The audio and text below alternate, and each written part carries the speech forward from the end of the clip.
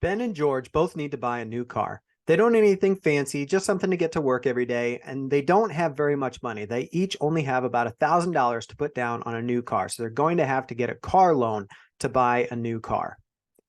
George decides to get something inexpensive to save money on his car. So he buys a used 2007 Toyota Camry that costs just under $8,000. So he buys the car for $8,000. He pays sales tax of $500. And then he puts his down payment of $1,000 down and gets a car loan of $7,500. Because it's an older car, even though he has good credit, he gets an 11% interest rate on a 5-year loan, which means a monthly payment of $163 a month. Which then, if you factor in his car insurance on an older car insurance isn't too expensive. So his total monthly cost for this vehicle is $281 a month. However, because it's an older car, in the very first year, he has to get a tune-up, new brakes, new struts, and replace the entire exhaust system to fix that car. And then a couple years later, he has to get a new fuel pump and a starter and replace the alternator and even an EGR valve.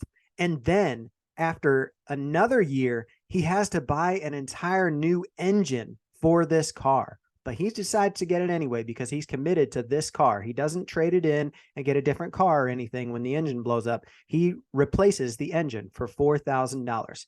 So that's a total of $7,600 in repairs in 5 years of owning this car. So at the end of that 5-year period, he's paid a total of $24,460 to own this car for 5 years, and it's worth $3,100. Now his car loan is paid off, so now all he has is the insurance, and the insurance on that car is only $118 a month. So Ben doesn't want to deal with all of that repairs and everything. So he decides he's going to buy a new car with a warranty so that he won't have to deal with any repairs or issues like that. So he buys a 2023 Toyota Camry that costs $33,995. So just shy of $34,000. So he pays $34,000. The sales tax on that car is $2,700. And after his $1,000 down payment, now because this is a new car, he can lump in even the sales tax and registration fees and everything into this car, and he gets a car loan of $35,695. And his interest rate is lower because it's a newer car. So he gets an 8.5% interest rate, which gives him a 5-year monthly loan payment of $734 a month. And then because it's a new car, insurance is more expensive. His car insurance costs $380 a month for a total monthly cost of $1,114 a month. His repairs for this car in the 5 years are zero.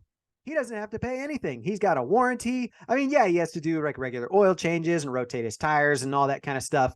But I mean, George had to do that stuff too. So we're not counting either of those. So he has no repairs for the whole time. And so after 5 years, his total cost of ownership of that car is $66,840. And the car is depreciated in value. It's now only worth $20,000. But his car insurance, because now it's a 5-year-old car, his car insurance isn't quite as high as it was when he first got it. It's only $295 a month. So here we have the breakdown of both George and Ben. And you can see here that honestly, on a year-to-year perspective, buying an older car, even still with a car loan, even with a higher interest rate, even with $7,000 in repairs, he paid less than half to own that car. And now at the end of that 5 years, even though he had to pay all those repairs and his car is only worth $3,000 at this point, he has a $3,000 car with a new motor, with a new EGR valve, with a new starter, with all kinds of stuff done to it. And that Camry is probably going to last him quite a long time still and not cost him very much money to own.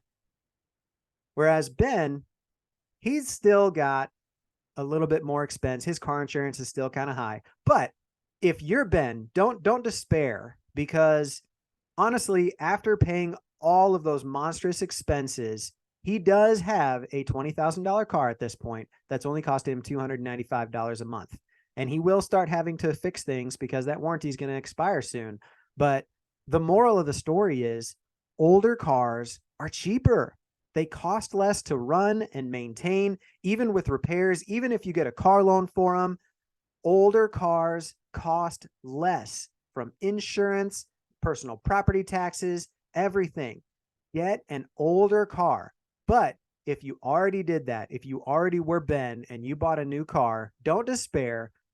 Just pay that thing off and keep it. Don't trade it in and get another one and start this whole process over again. He spent he lost $80,000 in 5 years on that car. Now that's going to start to slow down now that he's already paid it off. So if you're Ben, don't sell that car. Keep it, drive it forever, and keep fixing everything that's wrong with it. It will last a long time. It'll cost way less than a new car. But if you're in the market to buy a car right now, buy an older, cheaper car and budget for repairs, and you will be so thankful that you did.